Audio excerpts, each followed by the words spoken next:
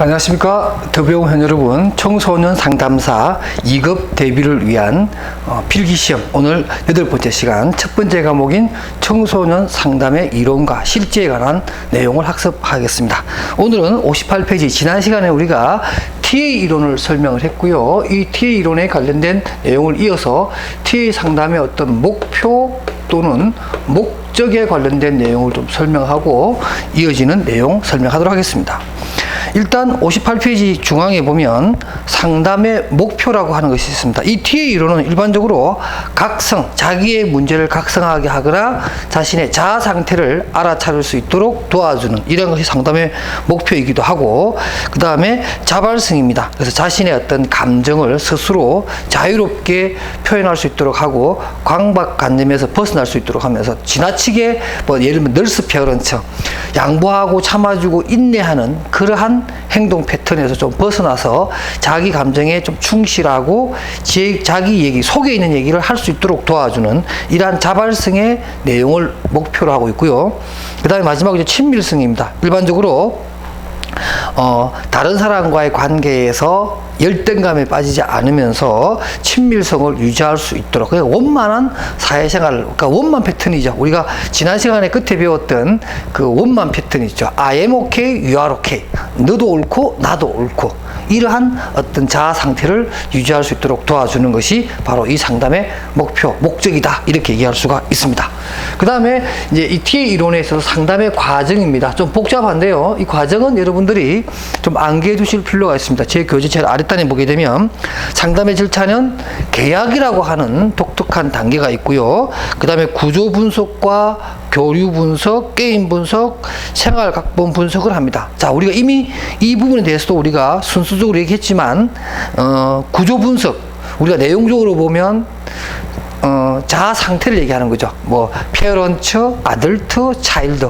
또 세부적으로 들어가게 되면 예를 들면 널스 페어런트라든가 또 프리 차일드라든가 아답티드 차일드, 이렇게 구조를 분석할 수 있을 것이고, 교류 분석은 좀 더 설명할 겁니다. 그다음 우리가 게임 분석했죠. 우리가 게임 분석이라는 게 뭐죠? 일반적으로 어떤 속에 있는 얘기를 하지 못하고 허위에 암시적 교류를 해 나간다는 그런 얘기를 했고, 그 다음에 생활 각본 분석이라고 해서 이 사람이 I am okay냐, I am not okay냐, 또 you are okay냐, you are not okay냐, 그래서 원만 패턴이냐, 햄릿 패턴이냐, 나이팅게일 패턴이냐, 이런 얘기를 분석을 통해서 알아보는 그런 과정을 거쳐서 제일 마지막에 재결정을 하는 이러한 6단계로 이루어졌다는 거 꼭 기억하시기 바랍니다. 그러면 59페이지로 가서 위에서 6번째 의사교류 분석입니다. 일반적으로 여기서는 교류 분석입니다. 이 사람이 타인과의 관계에서 교류를 할 때 어떠한 교류 형태를 가진다. 다시 말해서 상대방과의 관계에서 상보적이냐, 첫 번째가 바로 상보적이냐, 상보적이란 말은 상호 보완적이냐,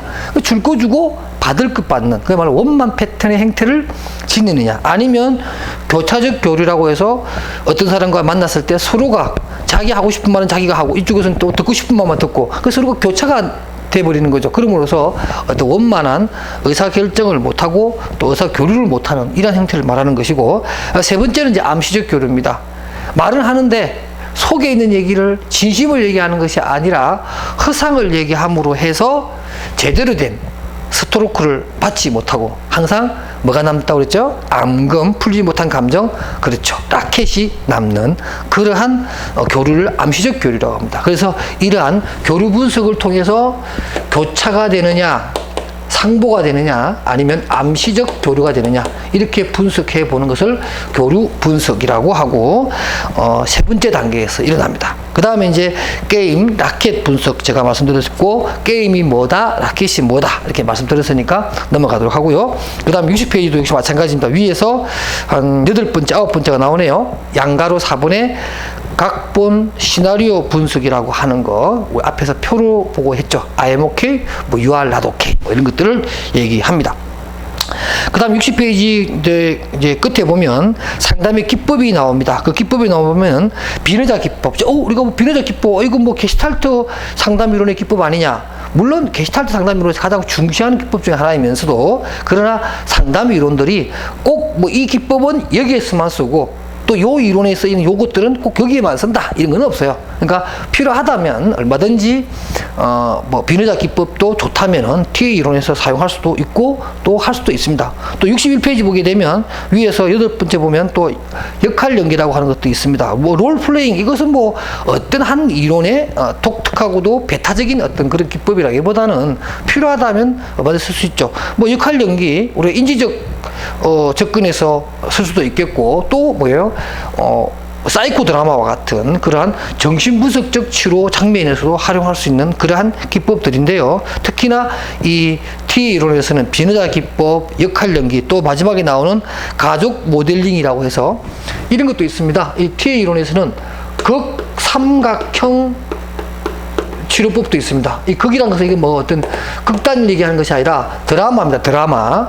하나의 어떤 드라마를 구성을 해서 아니면 하나의 어떤 에피소드를 구성을 해서 그 에피소드 사이에서 일어나는 어떤 가해자와 피해자와 어떤 도우미 역할을 해주면서 그 드라마를 통해서 극상황극 또는 극삼각형 모양의 이러한 세 사람의 주체가 나오면서 이 세 사람이 주고받는 대화 내용을 분석을 해서 어떤 문제의 원인을 찾는 이러한 방법이 바로 극삼각형 모형인데요. 바로 여기서 말하는 가족 모델링 기법이 거기에 해당되는 겁니다. 이어서 행동주의 상담 이론을 설명하려고 합니다. 교재 위치 61페이지인데요. 자, 행동주의 또는 뭐 행동과학주의 이렇게 설명하는 이론인데, 자, 행동주의 이론은 말이죠.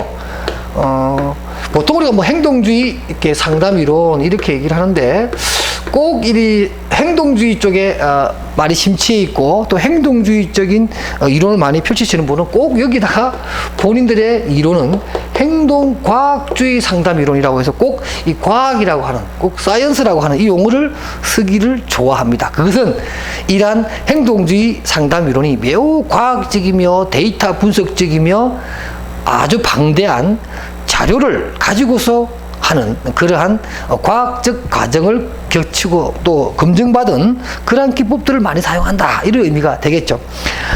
그 61페이지 제일 끝에 보면 그런 겁니다. 동그라미에 보면 밑에서 두 번째 줄에 이 이론은 객관적이고 측정 가능한 바탕으로 그러한 결과들을 바탕으로 해서 임상 자료를 풍부하게 가지고 있고 또 경험되어 있고 분석하는 것이기 때문에 우리 상담 이론은 다른 상담 이론과 달리 매우 과학적이다. 접근 자체가 굉장히 분석적이다. 이렇게 좀 자랑하는 거죠. 62페이지입니다. 위에서 세 번째 줄. 그래서 이러한 행동주의 상담 이론은 학습 이론이라고 하는 것을 또 대용으로 쓰기도 합니다. 대명사입니다. 우리가 또 학습 이론 이렇게 얘기하면 보통 뭐 행동주의 이론이라고 얘기할 수 있습니다. 이건 왜 그러냐면 이 행동주의의 기본적인 이야기의 어떤 그 뭐랄까요? 뿌리라 그럴까요? 기본적인 생각이 이런 겁니다. 우리가 지금 하는 이 이론들 강의는 대부분 내담자의 어떤 문제된 행동, 현재 문제가 되고 있는 어떤 상황에 대해서 해결하려고 하는 것이 이 상담 이론의 목적이잖아요. 그런데 이 행동주의는 현재 어떤 문제가 발생했어요. 또는 문제 행동을 했습니다. 그럼 이 문제 행동이 도대체 어디서 왔느냐?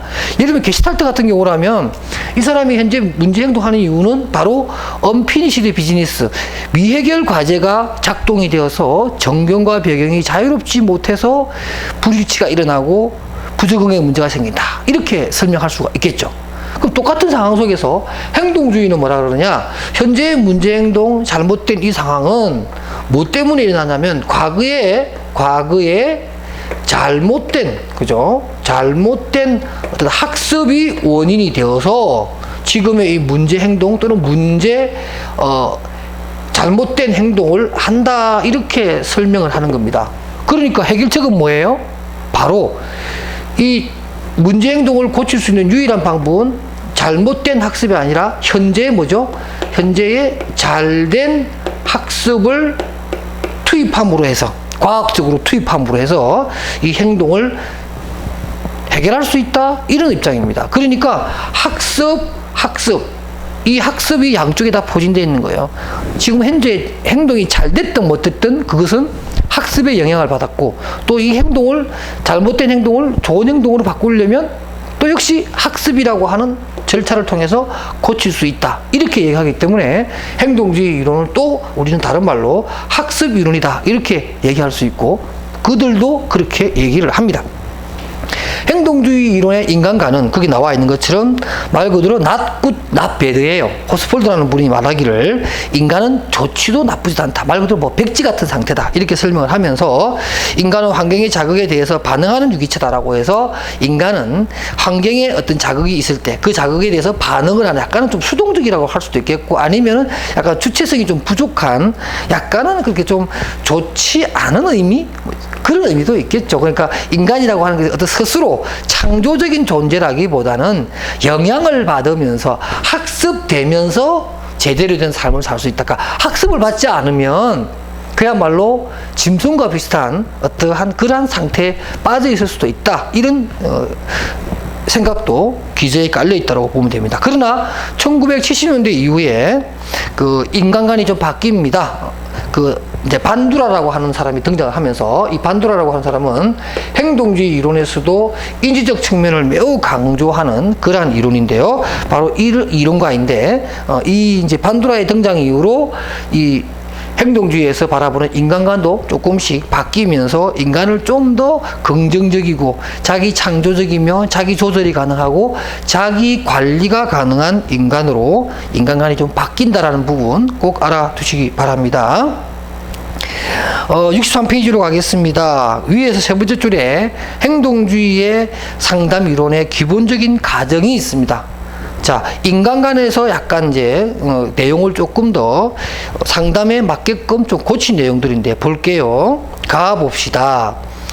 신경정적인 현재의 행동이라고 하는 것들은 모든 행동은 학습된 것이다. 이런 행동들은 다 학습된 것이다. 근데 그게 잘된 학습이면 좋은 행동할 것이고 잘못된 학습을 받았다면 현재 바람직하지 못한 행동을 할 것이다. 이렇게 설명하고요. 그래서 나에 보면 인간의 행동의 변화에 가는 것은 다른 사람들이 하는 것을 관찰함으로써 가능해지다. 자, 조금 전에 우리가 반두라 얘기를 했는데요. 이 반두라의 대표적인 이론이 바로 관찰 학습입니다.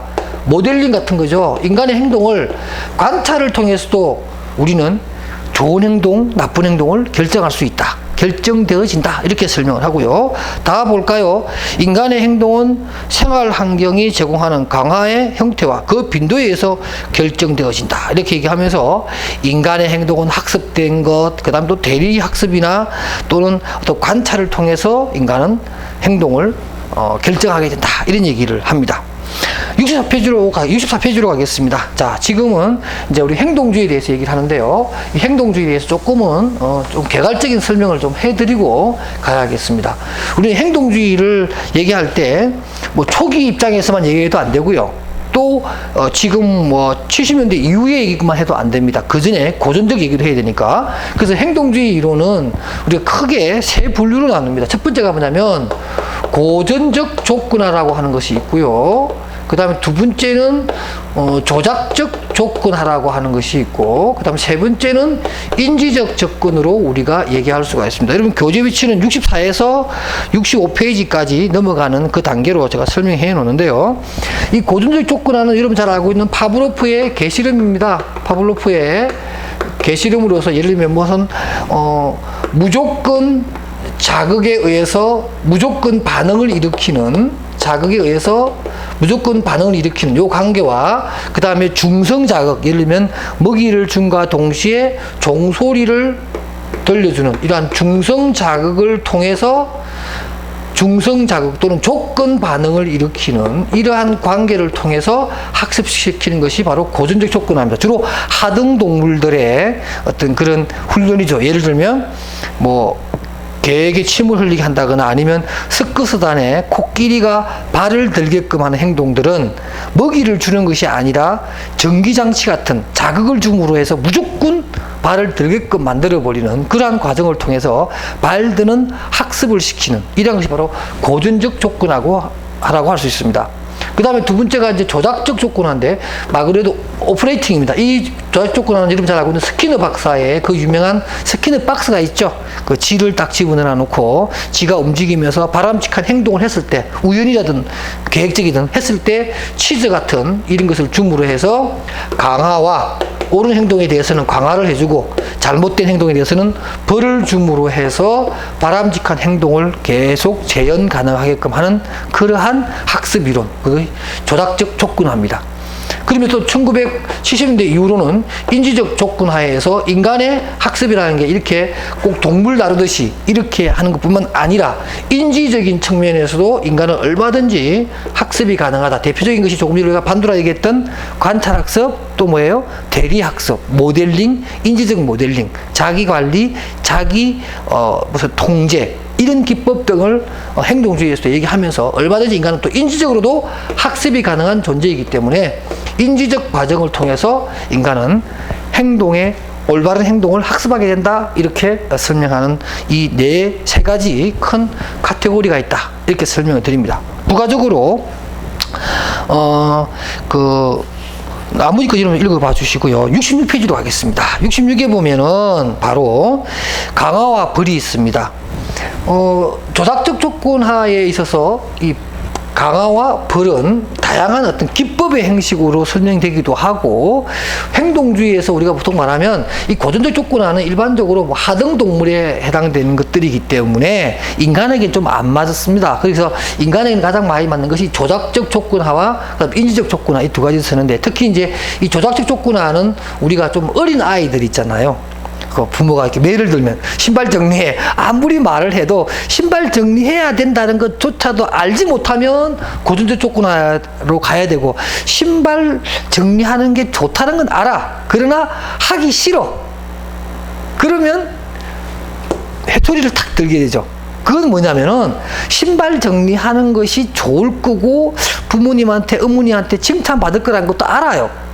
이런 아이들이 안 하니까 그때는 조작적 촉근화를 하는 거죠. 그러니까 이건 아주 갓난쟁이고, 여기는 그래도 말귀를 알아듣는, 그러나 뭔가 행동을 제대로 안 하는 이런 아이들에게 뭐 사탕을 주거나 사탕을 주거나 벌을 줌으로 해서 행동을 하게끔 못하게끔 이렇게 할 수가 있겠죠. 그래서 강화라고 하는 것은 일반적으로 두 가지 긍정적 강화가 있습니다. 긍정적 강화가 뭐냐면 정적 강화라고 하는 건데, 강화는 옳은 행동을 한 거예요. 그러니까 이 옳은 행동을 계속 더 하라고 사탕을 주거나 칭찬을 하거나 컴퓨터 게임을 하게 하거나, 그죠? 정해진 시간에 공부를 열심히 했어요, 어린아이가. 그럼 엄마가 야, 1시간 동안 너 컴퓨터 해라, 이렇게 게임해라, 이렇게 할 수 있겠죠. 그러나 또 부적 강화는 뭐냐면, 자, 이것도 좀 조심하셔야 돼요. 강화 중에서 부적 강화가 있는데, 이 부적이라고 하는 말이 부정적 의미가 있어서 그런지 모르지만 강화입니다, 강화. 그러니까 좋은 행동을 한 거예요. 그러니까 강화를 시켜줘야겠죠. 그러니까 부적 강화는 그러니까 혐오스러운 자극을 제거해 주는 거예요. 야, 너 공부 열심히 했으니까 행동을 잘했어. 그러니까 내가 널 강화시켜 주는데, 내가 너한테 뭘 주는 것보다, 긍정적 강화를 하는 것보다 너 컴퓨터 못하게 했던 거, 외출 금지시켰던 거, 외박 금지시켰던 것을 풀어주마. 혐오스러운 어떤 부적인 내용을 풀어줌으로 해서 강화시켜서 그 강화된 행동을 재생하게끔 하는, 이런 것을 우리가 부적 강화라고 해요. 그러니까 우리가 강화시키는 데는 정적 강화를 시키는 것도 좋은 거고, 부적 강화도 그 아이에게는 좋은 거란 얘기예요. 이해되시죠? 그러니까 부적이라는 말이 있다고 해서 이것이 뭐 벌처럼 해석할 수가 있는데, 또 그렇게 많이 오해하시는데 전혀 아닙니다. 부적 강화든 정적 강화든 옳은 행동을 한 아이에게 사탕을 주거나 또 컴퓨터 게임을 하게끔 1시간 시간을 주거나, 이런 것들이 의미가 됩니다. 그다음 벌은 우리가 좀 이해하기 쉽습니다. 뭐 예를 들면 혐오스러운 자극, 뭐 체벌을 한다든가, 뭐 뒤에 가서 손 들고 있으라, 뭐 소거나 타임아웃 같은 그런 것도 있고요. 그 다음에 유쾌한 자극을 철회합니다. 다시 말해서 공부하고 난 뒤에 1시간 동안 할 수 있는 컴퓨터 게임 시간을 뺏어버리는 것, 이런 것들이 되겠고요. 그 다음 67페이지 가게 되면 강화 계획이 있습니다. 강화 계획은 일반적으로 우리가 강화를 하기 위한 4가지 책략이라고 할 수 있는데요. 어떤 간격을 조정을 해서 계획을 세우는 방법이 있고, 아니면 시간을 조절하는 그런 방법이 있습니다. 그래서 일단 강화 계획이 있다라는 내용만 알아두시고요. 거기 보면 책에 보면 이런 얘기 해놨습니다. 그 두 번째 줄에 두 가지 기준이 있다 이렇게 설명이 되어 있고, 연속적 강화 계획은 행동이 일어날 때마다 강화물을 제시하는 것으로 해서 고정 간격 계획과 좀 대비되는 그러한 내용으로 설명해 놨는데요. 교재를 보시면서 여러분들 이해해 주시기 바랍니다. 그 다음에 또 강화물에 있어서 우리가 1차적 강화나 2차적 강화나 이것도 많이 헷갈려 하시는데, 교재마다 약간씩 다르게 설명을 해서 아마 공부하시는 수험생분들도 좀 헷갈리실 수가 있는데요. 이 문자면 완전히 딱 정리를 합시다. 그러니까 어떤 때는 이게 2차 강화물 아니냐 이렇게 설명하기도 하고, 이게 뭐 심리적 강화물에 불과한 거냐 이렇게 할 수 있는데, 자 일단 1차 강화물입니다. 1차 강화물은 그야말로 그 강화물 자체가 직접 어떤 쾌락을 주는 겁니다. 아이가 신발 정리를 잘했어요. 그래서 엄마가 사탕을 줬습니다. 그러니까 사탕을 탁 까서 입에 넣으면 달짝지근하고 맛있죠. 이 사탕 자체는 그야말로 1차적 강화입니다. 다른 매개체가 필요 없어요. 그럼 2차 강화는 뭐냐? 2차 강화는 그 자체가 어떤 쾌감을 주진 않아요. 대표적인 게 뭐죠? 여러분, 돈이 쾌감을 줍니까? 돈이 쾌감 주잖아요. 토큰. 이거 쾌감 주는 거 아니죠. 다만 돈을 가지고 사탕을 사서 먹으면 되는 거예요. 그죠? 이런 것도 우리가 2차 강화물이라고 합니다. 돈이나 뭐 이렇게 토큰을 주거나, 아니면 뭐 게임기를 바꿀 수 있는 달란트를 주거나. 그 다음에 3차 강화물은 뭐냐? 심리적 강화물이라고, 3차라기보다는 심리적 강화물이라고 하겠습니다. 심리적 강화물. 이런 것이 있어요. 엄마가 사탕을 줄 때, 잘했다고, 뭐, 인상 쓰면서 사탕 주는 건 아니겠죠. 엄마가 너무 화사하게 웃으면서, 우리 아이 참 착하다, 우리 딸, 우리 아들 참 대견하다 하면서 주는 거잖아요. 그죠? 그렇게 줄 때, 어떤 웃음 같은 걸 엄마가 싹 웃습니다. 아이 입장에서도 굉장히 기분 좋죠. 그죠? 그래서 어떻게 보면 아이가 사탕 때문에 신발 정리를 잘하는 것이 아니라, 엄마의 화사한 웃음이, 만족스러워하는 엄마의 웃음이 더 가슴에 탁 박힌 거야. 그래서 점점 더 자기 생활을 잘 정리하고 신발 정리도 잘하고 공부도 열심히 할 수 있다 이런 얘기죠. 근데 어떤 책에 보면 이러한 웃음이 2차 강화물이다 이렇게 설명하는 얘기가 있는데, 이것도 사실은 틀린 얘기가 아니라는 거예요. 왜 그러냐면, 예를 들면 아주 갓난쟁이 어린아이라고 생각합시다. 어린아이. 예를 들면 한 3살 먹은 4살 먹은 아이 얘기해 봅시다. 이 아이들에게 1차 강화물을 주는 것이 아니라 2차 강화물 돈을 준다고 생각해봐. 돈이 뭔지도 모르는 아이에게 어이구 자식, 아이고 자식 참 귀엽다, 아이고 이거 착하구나, 그러고는 인사도 잘하네 하고 돈을 주면, 모르겠어요. 요즘 아이들 한 4살이면 돈이 뭔지 알죠? 조금 더 어려 가볼까요? 한 2살이라고 합시다. 아장아장 걷는 2세 정도 되는 아이에게 돈을 줘봐야 이 돈이 2차 강화물로서의 어떤 효과가 없죠. 근데 이제 엄마가 웃으면서, 이 아이가 막 웃으면서 엄마가 궁뎅이 톡톡 두드려주고, 아이고 이뻐라 착하다, 아이고 하고 이렇게 얘기해 주니까, 그 아이는 사탕은 1차 강화물이지만 이 웃음을 그 아이에게는 2차 강화물로 받아들인다는 거죠. 그런 의미에서 웃음이라고 하는 것은 때로는 심리적 강화물이라고 해서 2차 강화물, 물질적이고 눈에 보이고 구체적인 강화물과 구분되기도 하지만, 또 심리적 강화물로도 할 수도 있고 2차 강화물로도 얘기할 수도 있다는 거죠. 그 대상에 따라서. 이해되시죠? 그렇게 이해하시면 된다 이런 얘기입니다. 꼭 이게 뭐 어떤 게 1차고 2차고 심리적 강화물은 따로 있느냐, 그런 것은 아니라는 얘기예요. 그 다음에 이제 행동주의의 이제 인지적 접근입니다. 제가 조금 전에 설명했던 이제 반두라에 관련된 내용을 하면서, 그 반두라의 27페이지 밑에 보면 이제 관찰학습 이런 내용이 나오면서, 관찰학습까지 오늘 한번 강의를 할게요.